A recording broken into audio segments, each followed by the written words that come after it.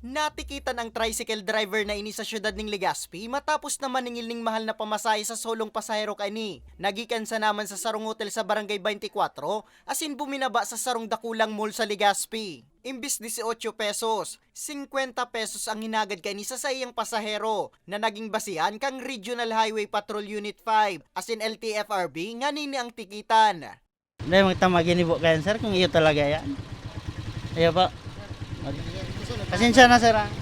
Apwera sa overcharging, dinakupan ang tricycle driver na inihuli sa pagpapasada ng kolorum asin mayo pang lisensya.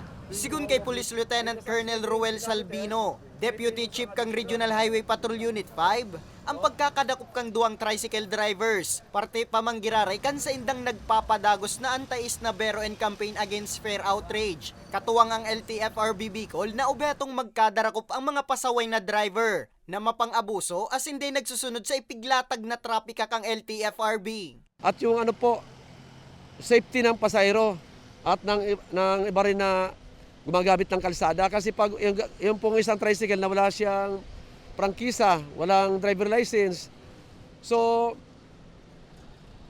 supposed to be po, hindi siya bibiyahe hanggang hindi niya natutubos yung driver license niya at hindi siya nakakapag-apply ng franchise. Sigun kay Salvino, padago sindang makondukta ng siring na operasyon, urog pang paparani ng Pasko.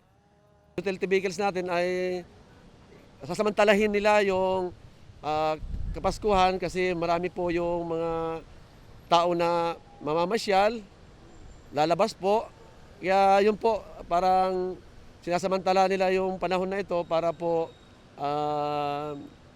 kumita. Magigirumduman, Disyembre 6 kang enot na ikondusir sa Albay ang nasambit na operasyon kung sa induang taxi driver sa Bicol International Airport sa Alubo, Daraga ang nadakop sa pigkasar na entrapment operation kang otoridad.